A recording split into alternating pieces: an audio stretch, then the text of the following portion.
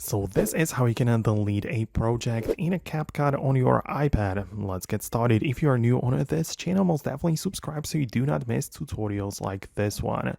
So you need to open up your Capcut as usual and be on the edit page at the bottom, because you can see at the bottom you have like edits, templates, and more. But I want you to just click on the edit and you'll be able to see all of your projects right here. So you can see we have it all going on, and every single project has the little three dots next to it. So you can click on that, and this will allow you to click on the delete button, and obviously the project will be deleted. So it's just that simple, right? That's kind of how it works. Keep in mind, however, that you might have your you might be logged in with your account to Capcut. So if it's synced over the cloud, then it's possible that the projects will also disappear and be removed from other devices, right?